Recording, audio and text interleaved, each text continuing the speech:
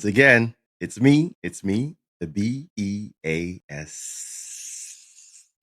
That's right. Your boy Toks is back and brought some friends along. But first, as always, I have to introduce my right-hand man in this business right now. And he's doing a hell of a good job. He's looking good today too, folks. I'm telling you. Right out the spectacles. I'm telling you. My man, Slang Hugh. Listen, Slang? Man, you're lucky that I'm mature enough to accept your compliment without any pause necessary this time. I'm going to leave the pause out. Respect.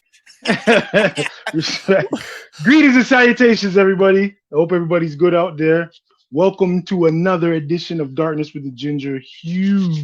Hopefully we get the Ginger Hue back very soon. Yeah, no doubt. Been missing in action. Been missing and the other darkness. They both been missing in action. Of course. Life is busy and we get it. That's and we understand, but we have no life, so we're definitely gonna do it. Exactly. We are not adults, people.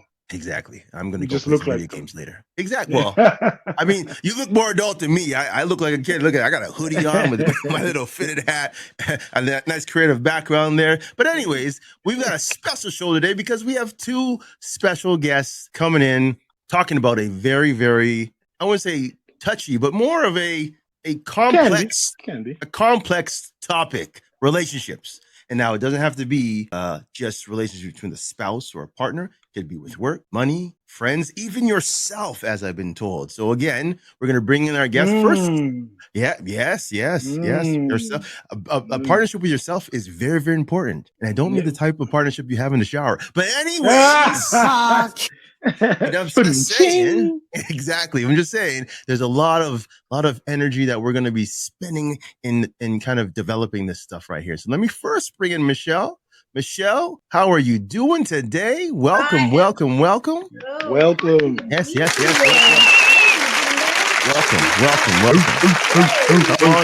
I'm bringing it back. The crowd goes wild. And the dog is like... shower. As long as everybody's happy, we're good. True indeed. All right. So how are you doing? Where are you located right now, Michelle? I am in South Carolina. Carolina. Oh, I'm going to reserve my American criticism for today. No. That's all open. I had some things to talk about, but hey, we'll get to that. And now you are having you have the I guess the pleasure of talking to two men who how do you say, are very open-minded to the world of relationships. Good. Okay. So we want you to kind of put us in that box. If we're not, like, for instance, things we talk about, more of a guy's point of view. That's perfect. Right? It is perfect. Point of view is really, really important and valuable. You don't need to be boxed in. Hold on. Let me write that down real quick. I was going to actually disagree with him. I don't want to be boxed in. No boxing. My opinion matters. That's right. All right. You are valued. You are valuable. We could not do this. We would not want to do this without inviting you in to be part of it. Come on. All right. Wonderful. And you're perfect, exactly as you are. See, I like her already. Thank you. All right. I have my first question, but I'll wait till the next guest. Yes. And of course, coming up, the caboose, Brandi, welcome to the show. How are you doing? Welcome. And the crowd goes wild. Now, Brandi, where are you located right now? Yeah, so I'm also in America. So you can bring whatever you say. That gets the... I might even agree with you, honestly. I probably will agree with you. There's quite a few things I don't like about America these days. But yes, I'm in Arkansas. So almost both southern. A bit north of Michelle and a little bit more to the middle, but still kind of in the South, Midwest area in America. So are both states below the Mason-Dixon line? Not that I don't really. Yes, yeah. Both are? Okay. Yep. Here's my question, and I always ask, what's the temperature in your lovely states right now? Just wondering. Yeah, so here it's like in the 50s today, and it's ranged anywhere from like 28 to 75 in the last week. So it's usually cooler in the evenings, like 40s, and then gets up 50, 60 during the day. Okay. Yeah. And Okay, it's just- about 70 and blue skies and beautiful here in South. Oh, nice. Yeah, I hate you all, folks, right now. Yeah, indeed. Is it Do you super? know? Do you know why? Do you know Yeah. why? Why? What's the weather like? Yesterday? No, sorry. 2 days ago, I was in a snowstorm. Okay. Yeah. Yeah. It snowed 15 freaking centimeters. No. My condolences. Yeah, yeah. To my car and my garbage and my everything is just covered. I was walking around in Crocs one day, and then all of a sudden, snow decided to come back. Said, "We're not done with you yet." No. So, but okay, okay. Every weather report from where you're at makes me just say, Yeah, I'm glad my parents chose Toronto. yeah, yeah. Well, again, I was there first, and then I mosey on out here. Don't know why, but I did, and I'm reaping the benefits. Long johns and hoodies. That's all year what you round. call it. You could call it that if you want. I don't refer to it. Oh shoot! But okay. Yeah. So we all here, and we're going to. Well, Slang, you have your first question, so let it rip. Yeah, my first question, because Michelle had said our opinions are important and how we are important in the relationship. So my first question to both ladies is, how do you feel about the statement, happy wife, happy life? Ooh. You want to go first, Michelle? Sure. Well, I'm going to Michelle. open this up to any happy partnership, any happy friendship, your colleagues, your buddies, your kids, your company, your podcast guests, whoever it is. So, that one rhymes. And in reality, so it's memorable. And all of the examples that I gave, happy relationship with your inner thoughts doesn't rhyme, but let's just say that's probably where we start. And that's probably most important. All relationships follow the same cycle, from chemistry to casual to committed. And when you're in agreement and in partnership, and you're supporting one another, maintaining your own identity, and working in partnership with someone to be something even greater than you are as an individual, then that should be reflected by making everyone happy, not just one person. But I'm sure my late husband would say, at least one of us needs to be happy. You get horns for that, girl. That's very true. There's got to be one that has to be happy. Right, because it's okay. I will give so that, my husband, he's now my late husband, but my boyfriend would be happy, or my kids will be happy. And I know that is reciprocated. But if nobody's happy, then we got to change the program. I like that. That answer your question from my perspective a little bit? Definitely. I'm ready to pick up this pen and see what Miss Harris would like to say. Come on now, girl. Hit me up. Yeah, so I mean, I guess there's part of me that appreciates the sentiment just because, I don't know if y'all talk about patriarchy on here, but the common sentiment for, let's say, thousands of years has been just take care of the male in the relationship and good luck to the female. And that doesn't work. It isn't a great situation if we're only caring for one person in the partnership. So just the fact that we're considering the wife, I love that. Life is going to be harder if we're not taking care of both people in the partnership. But I wouldn't say that just because the wife is happy that then everyone is automatically happy, because that's not true. Whether it's the other partner, the other spouse, even the children, I think a lot of times families get into the trap of we do what mom and dad really want, and mom and dad run the agenda, but we don't care or even consider what the kids are needing or wanting out of our situation. And then life is hard for everyone. So that's where I'm at. You get some horns, girl. I'm just going to write something down real quick. Yeah, So sorry, just a little follow-up. Wait, you're saying that's a segue? No, not yet. Oh. Well, he had a sound effect for us. Yes, he does. Yes, he does. I've got effects for everything. It's turning into somewhat of an obsession. But Brandi, can you elaborate on what you feel is a focus on only a men's happiness in relationships? I only ask that because, for example, my mother, will say women don't have to, this is just one aspect of a relationship, but women don't actually have to work. Women work because they're the ones that want more. A man would be totally happy with just staying home. But in staying in a 1-bedroom apartment with 2 pillows on the couch and 1 sheet and a bath rag. Whereas women are the homemakers, or tend to be. I don't want to gender role anyone, but they tend to be. So they want the 15 pillows on the couch and the 4 bedrooms, and they tend to. Again, this is not specific. Some men are like that too. I was just like that. I was having like said that last week. I think a lot of men over time have felt like they basically work to get even the woman, to even get her. We work, and then we work to keep her. And I'm not talking the emotional part per se. I'm actually talking work. Employment, financially. But the happy wife, happy life comes into the emotional. I think that's what that has bled into the idea that we have to keep the woman happy in order, because we're easily satisfied. I guess that's the sentiment.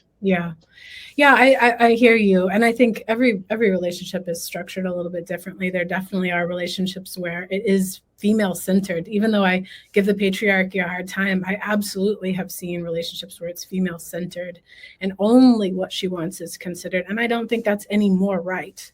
I think that's just as wrong as a male centered relationship. And it isn't fair for just one person to get to run the agenda ever. I think both partners have to value both partners' agendas and needs and wants, and yes, financial desires, but also the emotional pieces. I don't know if this counts, but my husband and I have a little bit of an atypical situation where I bring home the bacon and he's kind of we call him he's like a jack of all trades. He's a little bit of a Renaissance man. He built our home, but he's a musician. So like, he doesn't really fit in the categories that a lot I like your husband. I do too. He reminds me of me. I would hope so. Yeah, I'm envious. He's wonderful. Like he cooks. He's a way better cook than me. You know, he's making some pulled pork something today. I know when I get home, the house is going to smell awesome. And but he's not just serving me. You know, I happen to bring home the bacon, but we pay for things that he likes too. You know, he's doing some music ventures because of the money I can bring home, and I'm happy to pay for that. Like we decide those things together, and we're on purpose, both contributing to what happens in our family life. So I don't think it's there's no like quippy saying like happy wife, happy life, but it's like happy wife, happy husband, happy children, happy life, rather than just the one ever. I like to say happy us, happy us. There you go. It's happy spouse, happy house. That's the new phrase. That's a good one too. Can I get some horns? Can I get some horns? Can I? Yes. Somebody take away the keyboard. Okay. It's fair that only you get to contribute the sound effects. Like I don't have any keyboard in front of me to make See, and we're talking about one-sided relationships here. Yeah. Jeez. No, we can make our own sound effects. Hey. Whoop it. Yep. Okay. You're right. I should not take the reins. You guys make your own noise from now on, okay? I know Michelle has a good beatbox. I could see it. Okay. Now, I've taken everything you guys have said now, but in Brandi's case, what if the roles were reversed and your husband was the breadwinner and bringing home the bacon and so forth? Would you accept that role, or that I don't want to call it a role, but I mean that position, I guess, because the man is making that right, making everything, making ends meet and so forth. So would you rather want to meet him there or accept that and deal with it as it comes? Yeah, I think that's really individual for every couple, because there's I mean, the only reason we got into the position we are in is because my skills match what I do and his skills match what he does. So I don't really think, I wouldn't mind if my personality was different. I don't think it would be a bad thing for me to be the one who's staying home and cleaning the house or caring for the children or whatever. That's not necessarily a bad thing. I'm sure y'all are familiar with feminism. There's like first wave feminism, second wave feminism, third wave feminism. And third wave feminism really does say there gets to be no proclamations about who should be where. Everyone gets to choose. You get to be the super feminine or play the traditional role or not, or like it's just this idea that everyone gets an equal choice. It's not that everyone necessarily plays the same role. Every woman plays the same role, but every woman gets the same choice as every man, and every man gets the same choice as every woman. I like that. I like that a lot. All right. That makes sense to me. I just want to make sure, because I mean, we've heard one side. I just want to see, for viewers or even listeners that don't comprehend or don't understand that flip of the script, I want to make sure that both sides are covered so everybody understands that. I'd like to hear, so before you go on, I'd like to hear Michelle's perspective on that. Yeah, about the flip. Yeah, for sure. For the flip side there. For the flip side, I have clients who are in every iteration of that example that you've given, where, you know, if we're going to talk about finances in particular, that one partner will bring in more than another. And the question that you're raising is one person doing the nesting while the other one is bringing home the revenue and resource to afford the nesting? And then the person nesting, is this person going to keep pressing the breadwinner for better, for more, for prestige, for social status, for hierarchy in the community? I would actually play a game of Mad Libs, which I often do, and just take out the breadwinner, the revenue resource, or nest the person nesting. So there's two ways I would go. One, I would take those terms out and identify the value that each partner brings to the relationship. Because one person could be super lush, rolling in the dough with all the swank, this and that and the other. You know, they've got the limos in the front yard and the helicopter pad and the whatever. But living that life alone can get very isolating and lonely and feel like a deserted island. So to bring a partner in that person can share this experience with, they no longer feel like they're on their own deserted island. So they are bringing value, even if they aren't bringing helicopters or, you know, red carpet events or things like that. So outwardly social hierarchy, prestigious things. So really it's the value that you bring to the relationship. And that without this partner, the same experience wouldn't have the same quality to it. And seeing how the value that we bring to relationships makes for a different partnership. The other way to look at that, each of us we've been raised and we've learned skills, our own survival skills, our own choice of skills that create us into who we are. This chisels us into who we choose to be, and it helps us make choices and behaviors. For example, I work with a lot of givers, people who will give of themselves, of their money, of their time, of their position to leverage their role for somebody else's success. So tons of value that is, you know, offered by networking and giving. But when they're with someone who's only taking, when you have a taker, then at some point the giver realizes they're giving for some reason. And that could be to gain attention. It could be altruistic, like they don't expect anything back, or they're giving with the assumption that their partner will give back to them. But if a giver is paired with a taker, eventually the giver is going to get angry and say, why are you showing up for me the way that I'm showing up for you? And then they'll feel used and abused, but they've actually trained a taker to behave that way. So when we're in those kinds of dynamics, we need to make adjustments and just, you know, open the eyes of what's really happening here. And to partner, a giver partnering with a receiver, like an unconditional love, a parent to a child, we don't expect the same give back from a child. Right. Maybe eventually, one day. Yeah. So that would be a really good giver-receiver example, or a giver and a giver. So that gift is given back and forth with very different dynamics, because it's not just money. It could be other value that's brought to the relationship. Very true. Very true. Does that Very make true. sense? Are there any Most definitely questions? So that we No, can well, that she said something. She said something about social, and I had questions that's going to we were hoping to the next topic. You like that, didn't you? Do you like that? I had to bring one back in there. I was so quiet for so long. Very smooth. But I wanted to ask and challenge the ladies about social media and the effect on social media on relationships. How important, I want to say how important, how much should social media affect a relationship, i.e. past relationships with coworkers, female friends or male friends of the past, high school friends and so forth. How does that dictate, or should it dictate, anything that's done inside your four walls in your home? I'll start with you, Michelle, real quick. All right. You want a real quick answer? Social media is an outward, external facing representation of who we are. It's not, and sometimes we will only show the good stuff.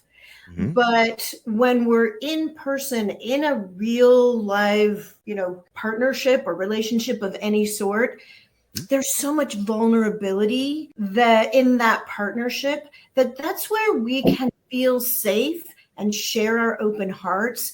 And you guys know me a little bit by now. What I ask is, it's actually nobody's business, or whose business is it what color underwear you're wearing. It's no one's business. Maybe your, very intimate partner knows this, the person who you're getting dressed with in the morning, maybe the family members, probably not even, but there's different echelons and layers of what you would share externally appropriately and what you would share internally. So that's one dynamic to the social media. The other piece of that is it's a networking tool. It's a way to have an external brand of who you are in the world, and understanding that your brand affects your partner matters. So to move forward in a way that's respectful and agreed upon in your partnership. And one of the things that I help my clients with is knowing how to bring up difficult topics so that it will bring you closer as opposed to tear you apart. And when you do that, you can connect with whoever you want. You can do as you please because your relationship is solid. That said, when somebody's abusing social media or using it to a point where they're addicted to it, that's a different situation. And it's also creates what my clients call FOBU. They've named this adorable little monster just outside their head. If it's fine, but if you change your behavior based on what you think other people might be thinking, that's to start to pay attention to the likes that you're getting, where everybody, going back to where we started, everyone feels like they have an opinion that they get to approve or disapprove of what's happening socially and externally. But really, this is your one precious life. You get to live it your way. You can't please everybody all the time. You have to do what's right for you and your family. And putting that as a top priority respectfully could change everything for the better. I like that response. Okay. Brandi? Well, I like a lot of what she's saying. First of all, just being able to communicate with your partner about what you expect, what level of transparency, what you expect to be happening on social media. It would be I feel like you could have a couple that just says, I don't feel comfortable with you connecting with former partners over social media. And they could both agree, okay, we're just not going to do that because you're uncomfortable with it.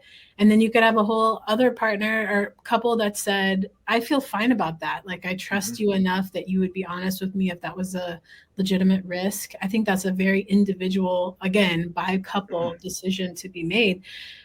But I mean, bottom line, all relationships are developed on trust. And so that has to happen first. And a big part of developing trust is transparency. We say trust is developed by good behavior over a long period of time and transparency. So, you know, if you haven't been with your partner very long, you might really want to trust them, but frankly, you probably shouldn't because you haven't known them very long and they haven't been able to demonstrate to you that they do have integrity in how they're relating to you. So it would be fine for you to say, I don't feel comfortable with that right now. We can renegotiate it later if I feel differently, but you know, I would appreciate if you didn't connect with former relationships or whatever in the short term, whatever. And then, you know, I don't ever like partners to be in the position where they are gatekeeping or like the serious accountability partner. So I'm never going to say, yeah, you need to hand over all your passwords and you need to do all of that, because honestly, what that makes is a paranoid partner. Like then they feel like they got to check all the time and they got to find them. They got to catch them. You know, they're already kind of starting from this very insecure, jealous place. And I'm like, oh man, that is not a great place to start, because you're gonna find what you're looking for. You're gonna read some message and say, see, I knew it. You were gonna cheat. I knew it. This is exactly what, you know. And you're like, well, you were screwed from the beginning. Like, you didn't have a choice. So to start from the place where you say, I don't trust you a lot. This is what I would appreciate if you would limit yourself in this way, and we can change that over time. And then I also agree with Michelle that there are a whole host of other issues with social media that any individual needs to figure out how to manage on their own. But to be able to talk about that with a partner could be really powerful. You know, to be able to say, hey, I notice every time we go to dinner, if I bring up an uncomfortable topic, you pull up Facebook and start scrolling. You know, you're like, I think you might have an issue there. Like, you're struggling to stay present, or like you got some dopamine addiction going on, you know, like to be able to have those conversations is really good. But that's kind of separate from like, how do we relate with other people over social media? I feel really protective of my family with social media. So like, and I have a lot of transparency, especially on Instagram.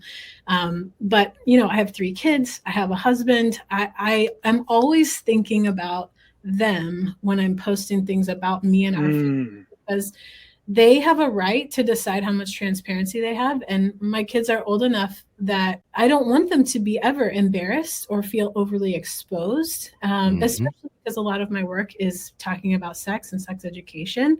You know, I don't want their friends pulling it up. Oh, look, your mom, you know, you want a vibrator or something. Oh my gosh, you know, like they're gonna be like not want to live in the house with me anymore. So you know, I do think about them and how they're affected by the work that I do, and I work really hard to have good integrity to make sure that they are not overly exposed with such sensitive work.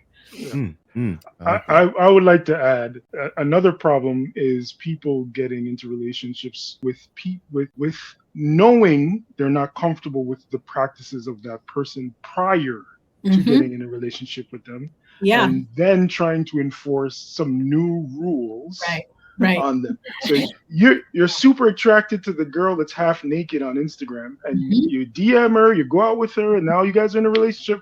Can you stop posting the half naked pictures? Sorry, brother. That doesn't really work. I'm sorry. I agree with you should have known that she's gonna give you some pushback, and it's gonna be an issue before you even started. Yeah, that was her bread and butter. That's how she got the attention. She's not just gonna stop because that's how she got you. Yeah, that's how she got you. Yeah.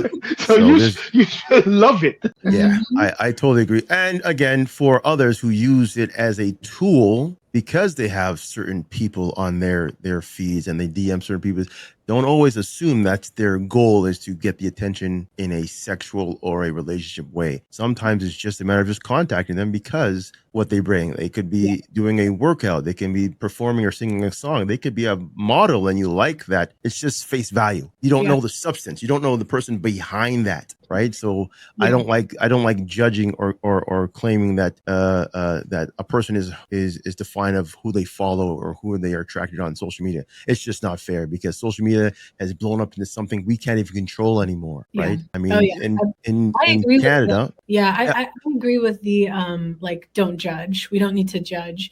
But that on the other side of that, we should also, as people who are deeply involved in social media, we should never be defensive or hidden about what's going on. I should never be like, no, hubby, you can't read my DMs. Then something's wrong. Exactly.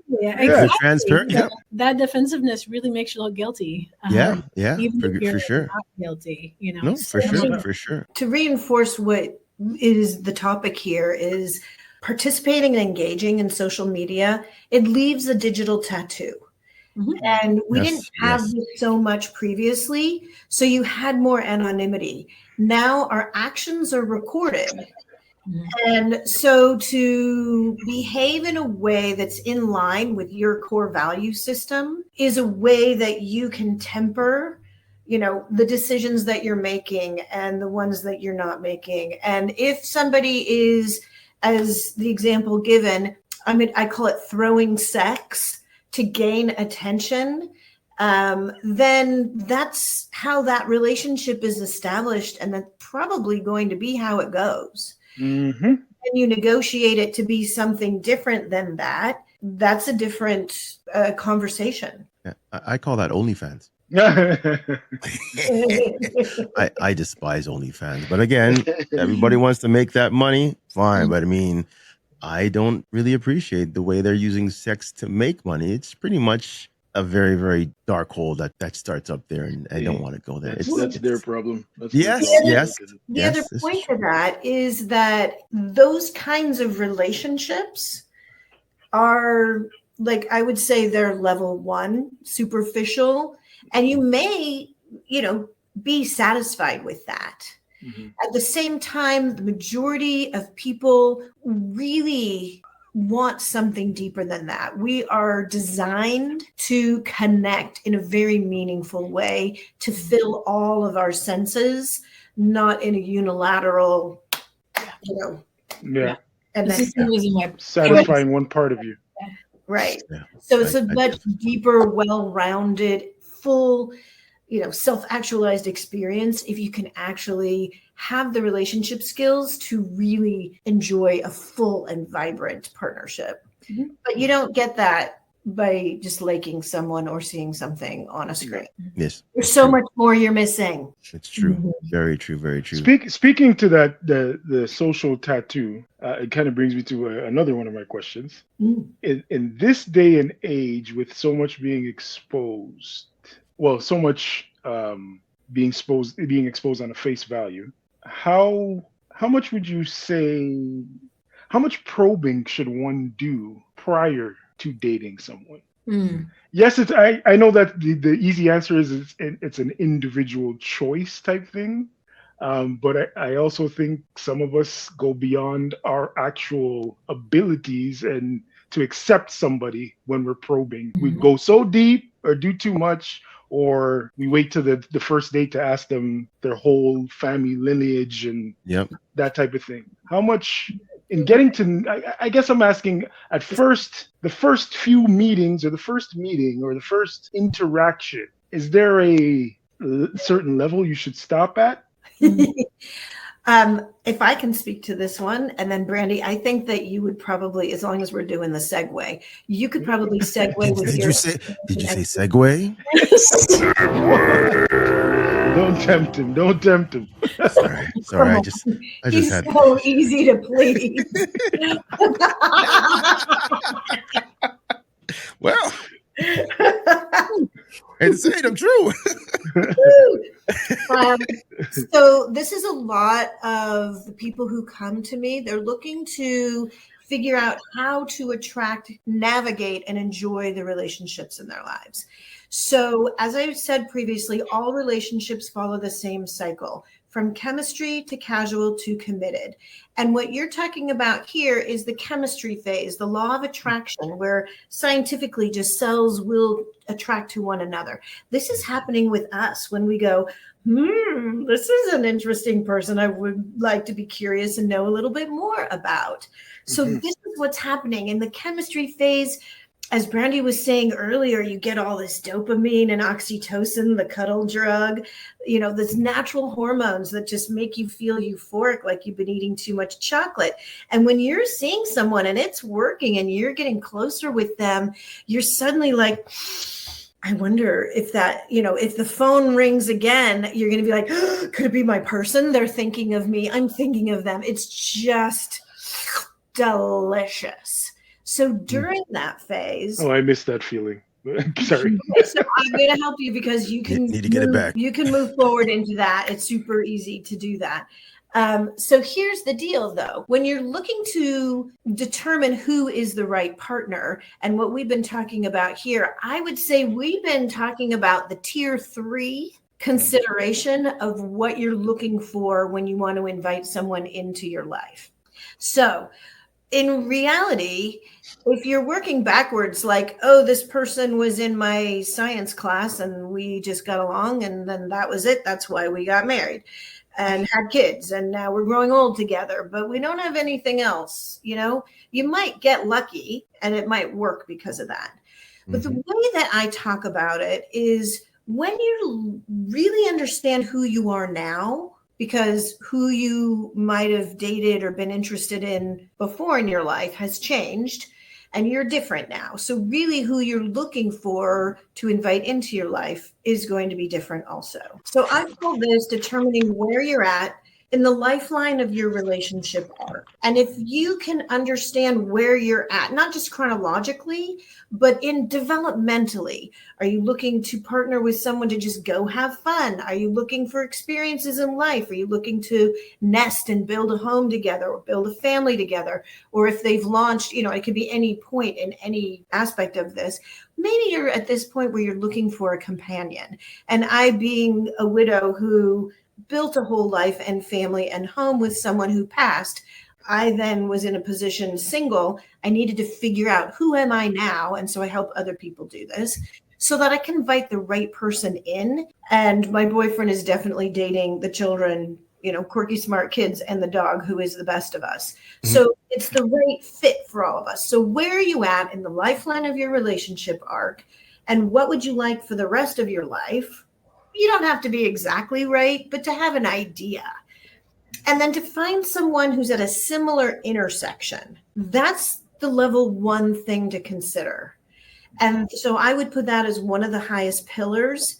The next level is really about, and I mentioned this before, your core values.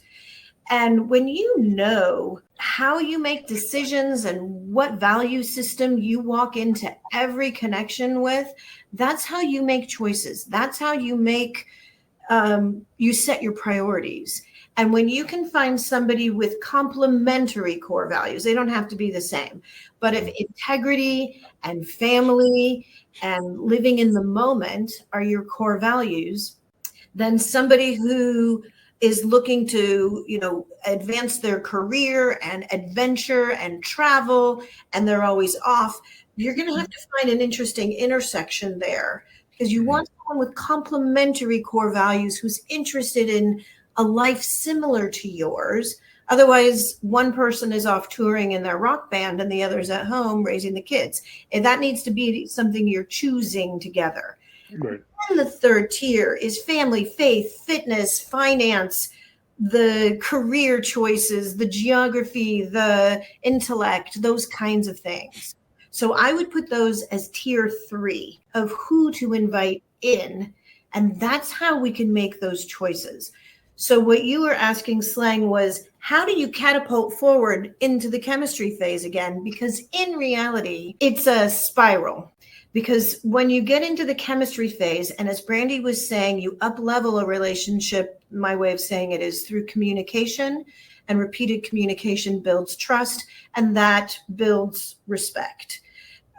So that then puts you into the casual phase of a relationship. And this is when we get to look forward to things and we can anticipate what we really love and we can rely on in a relationship, where it might be, you know, what that kiss is going to be like, and you get that again.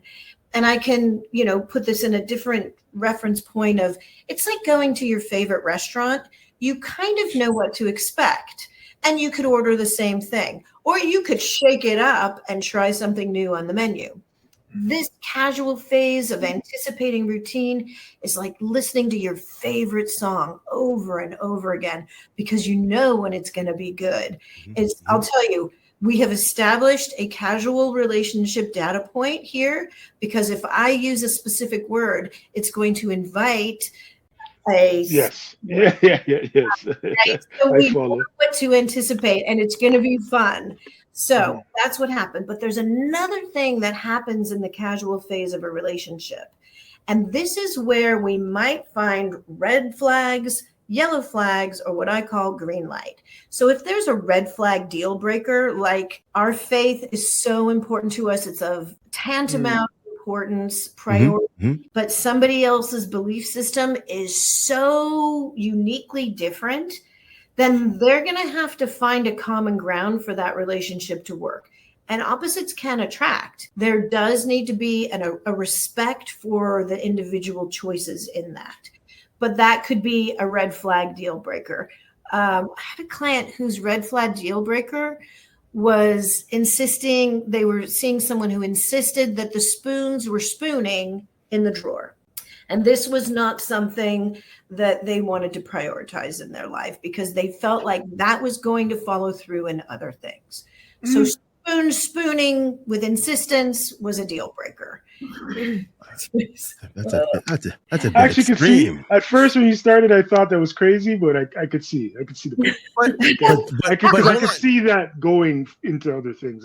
But I mean, it sounds like somebody's very too meticulous. Yeah, I was gonna say that seems OCD a bit type person. That seems like a serial killer. Yeah. I wasn't going that far, but hey.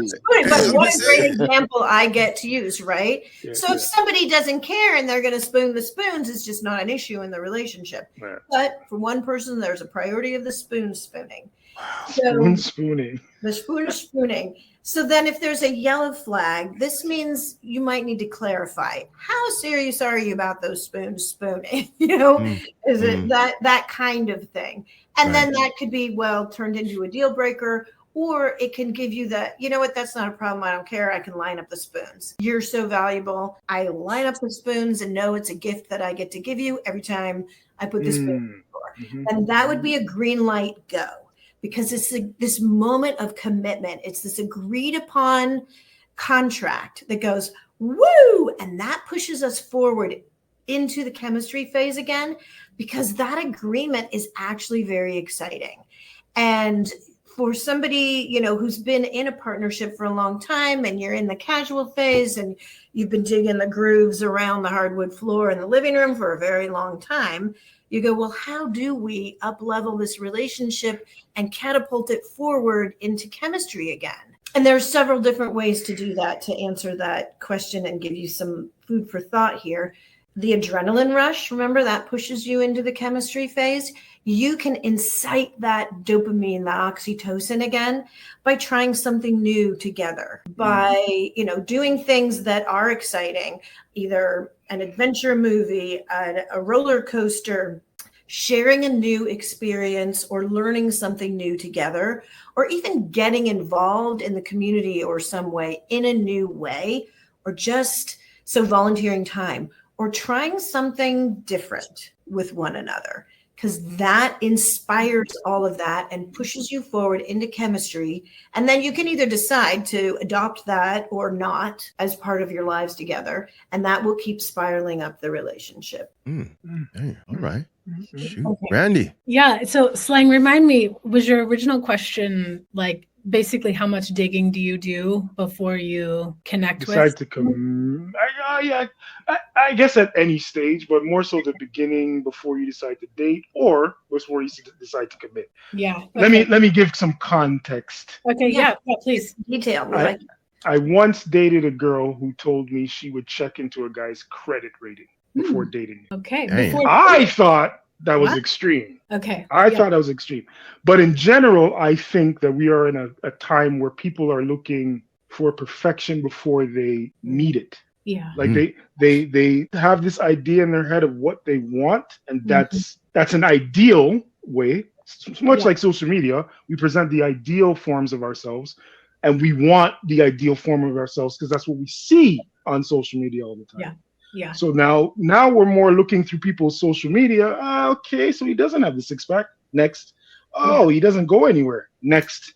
Oh, he doesn't have the Benz. Next. Like, we're not meeting the person. Yeah. And then to not be long-winded, the other side of that is I've been on first dates where I feel like I'm in the Spanish Inquisition because she's already saying, because this idea that dating with intent, which is another phrase that I kind of despise, but this dating with intent idea is, well, I'm going to find out if you can be my husband today. Right. Was a little intense. Yes. So Kind of- that's kind of where I'm coming from. Yeah. Hard to go slow when it's that intense. Okay, so let me introduce like a visual because this helps me a lot. So think about like a sphere. This is reality, where you live right now. This is true, what's actually true. And then just outside that sphere of reality is the realistic next steps that could happen. So right here, we're here. This is where we are. This is where we could go. And we could go any direction, right? Anywhere around that circle. We could take a step this way, that way, whatever. And that would move the reality that direction, right? And then we would have a whole new very next step possibility. Outside of that is what I would call just your imagination. It's the world of possibilities. Anything is possible, right? So the hard thing is social media and how we present ourselves online is not usually an accurate picture of reality, nor the very next steps necessarily. It's usually a picture of our imagination. It's like where we were once upon a time. It's where we might have gone. It's where we wish we could be. I mean, how many of us are using filters and whatever jazz to make us look like someone we're not? That idea of what I want you to do if you're dating is I want you to stay in reality and stay very close to knowing what reality is and knowing what your very next steps are. Right. It's fine and good to imagine what it might be to connect with someone way out there in the what if world, but that isn't reality. So just remember that's part of inspiration. It's part of excitement. It's fine for people to dream about the spouse they may one day have, but they cannot expect an actual human being to exist way out there without starting here and then taking a step there and then taking a step there and then taking a step there. So I'm like, yeah, you can check social media, whatever. It's going to give you this very shallow potential of who this person might be. You might get a little bit of an inkling of who they are or who they've presented themselves to be, but it's not a deep picture. It's not a thorough picture of who they are really. It's definitely not an intimate picture of who they are.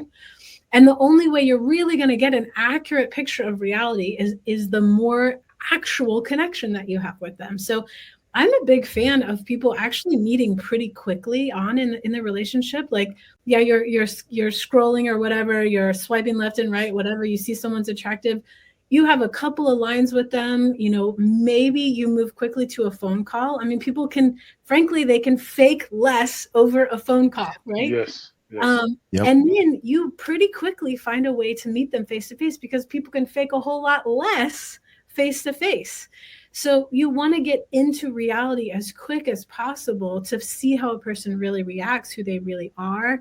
But knowing, and this is the hard thing, I think so many people just have so many bad experiences that they don't want to have any more bad experiences. So they're trying to hurry up and have the perfect experience. And the truth is you just can't do it fast. You got to be able to relate a little bit at a time, get to know each other a little bit at a time, not be in such a hurry. I mean, we often we often rush sex. We rush we rush wanting to know our credit scores, before we even meet. We rush, I need to know your family lineage and 6 generations back of who's been divorced and married. Like that's, I get it. I understand why people are coming from that position, because they have been so hurt and maybe so deceived or manipulated that they're trying to avoid that again. But it isn't possible to know that much that fast. And your credit scores tells you something, but it doesn't tell you everything. It doesn't tell you enough to know if this person is actually marriable or not. I suggest you just give yourself permission to go slow, give yourself permission to be very prudent with your own information, letting yourself be seen a small little bit at a time. As you feel safe, as you're checking out trust with the other person. Are they worthy of this type of vulnerability? Have they shown themselves to have good behavior over a long period of time and transparency? Letting that happen and develop slowly, because just as humans, that's how it has to work. In the world that we live in, with as easy as it is to manipulate one another, we have to go slowly to really tread lightly and figure it out. And also, I think dating is so much more fun if you can just let it mean a little bit. Can it just mean a little bit? Can we just have fun? But that also invest a whole lot really quickly, including our bodies. Took the words out of my mouth. Yes, let's fun. invest small amounts of our bodies, small amounts of our money, small amounts of our time at first. And if that goes well, then we increase that a little bit. Then we increase it some more, taking our time getting there. I love everything that was said. I like both ladies. I love both answers. Now, before we're gonna wrap it, I do have one more question before we wrap it up. I know we're going into time, but I want to know, because I know both myself and Slang probably disagreed about this, because we talked about jealousy and the factors of relationships. I say it's not healthy. He says it is healthy for the relationship to flourish. Now, I'm not a jealous person. That's why I'm going by that feeling. If I am jealous about what you have or what you might be doing, that's on myself. I want to ask you ladies now, do you think jealousy is a good part or a bad part of a relationship?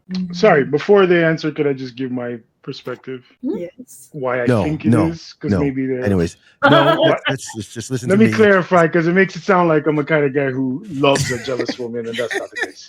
What I mean by when I say it can be healthy, it depends on how much, the degree of jealousy. I used to have an ex that calls it marking your territory.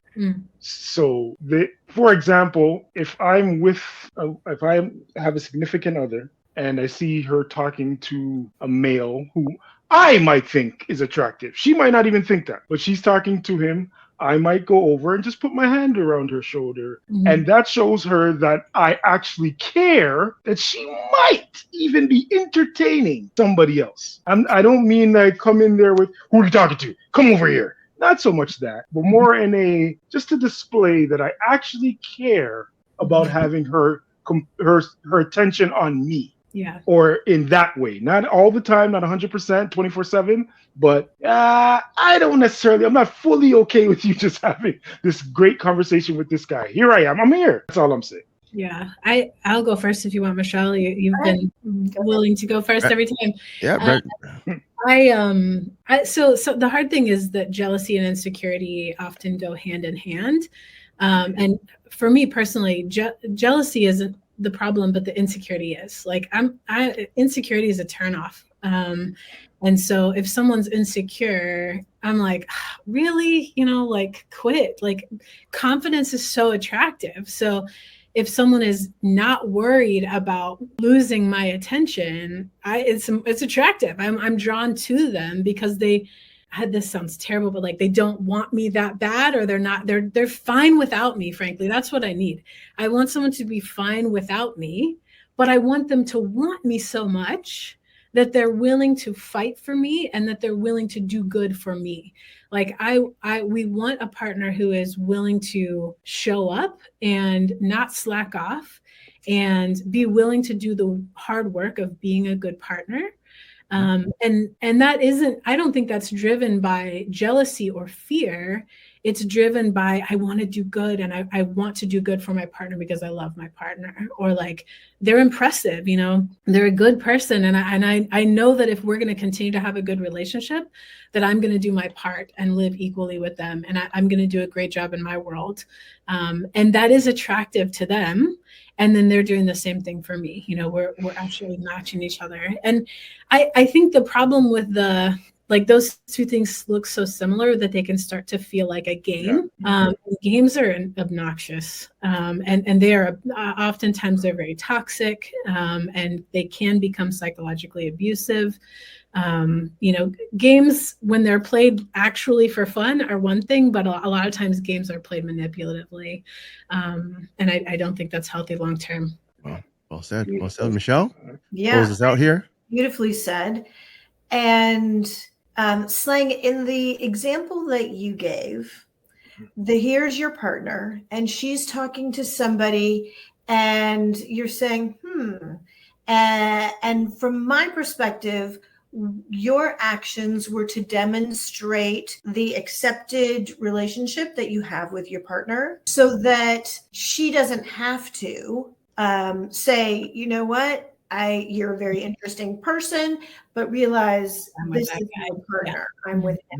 That's definitely a part of it. Yeah, I didn't think of that, but that is a part of it. Yeah. At the same time, you know, Tunde was saying more along the lines of, I trust my partner can handle herself in this situation. And she knows that she can, you know, let somebody know where the boundaries are because she's your partner. And that's where I would go with that, because one, I'd make sure that each individual has the skills to invite in the attention they would like, and then veer away any attention that is not attractive to them. And then inviting in somebody by your side is so loving, because then you can say, here's our accepted, you know, greater than our individual self partnership. And if the person who we're talking to is still that respectful of both of us together, then that creates a really dynamic and interesting engagement with this other person. Well said. Well said. Yeah. Amazing. This is one of my favorite episodes. I'm telling you, folks. I learned some things today. We got to do this again for sure. Oh, we definitely have to bring these ladies back, because I mean, we haven't even gone into the intimate side of things. I mean, that's a very big part of relationships. We've kind of just nicked the surface right now. So hopefully, both Brandi and Michelle will definitely come back to a part 2, I guess you can say, for this, because I think there's more to this than we actually have even touched on. So I would love to thank Brandi and Michelle. Brandi, give us some plugs on your social medias or whatnot. Let them know what's up there. Yeah. Sure. So ittakesaBreath.com is my website, and you can find all my links and everything there, all my books that I've written, and online courses and things like that. But if you're a socials person, I'm most active on Instagram, a little bit of TikTok, a little bit of Facebook, but it's Brandi K. Harris is my tag there. So find me any of those places, and I would love to connect and share whatever knowledge we can cooperate on. Great. And Michelle, yourself, give us a little plug there for you. Well, if you would like to learn anything about relationship-ing, go to theartofrelationship.com, and that's where you will find my books. I've got 5 of them actually up there. There's lots of resources. And if you would like to go to theartofrelationship.com, I welcome your listeners to schedule some time with me, and we can help develop your relationship strategy to attract, navigate, and enjoy all the right relationships in your life. Wonderful. This is a very big eye opener for me. Both, I guess, reassuring myself, as well as opening on the possibilities of what the partner that I have is possibly thinking. So definitely, it's a learning podcast for me today. So I thank you, ladies, both for your time. Thank you, ladies. Always a pleasure. And you folks, you guys definitely Definitely get the round of applause for everybody. Definitely. I mean, I had to sneak one more in before he had to leave. Yeah, of but course. anyways, Of course. it's just what I am. I love buttons. If you see the system, you'll know. But anyways, ladies, I'll definitely contact you guys again soon, and we'll definitely do it again soon. Again, please don't be a stranger. Hit me up anytime you want, and we'll connect again soon. All right. Nice to meet you. All right, folks, we're out of here. Another great show. Slang, Toks, Darkest with the Ginger Hue. The ladies, it's been a great day. Have a good day, folks. Peace.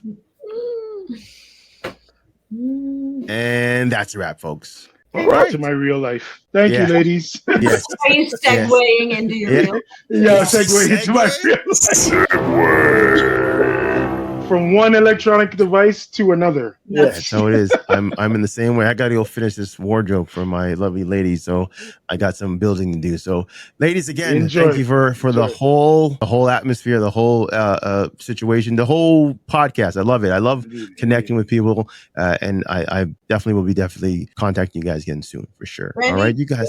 Oh, yes. thank you. Yes, it was great to meet you. Yes. Again, the more the merrier. All right. All right. Have a good day, folks. Bye. All right. Bye now.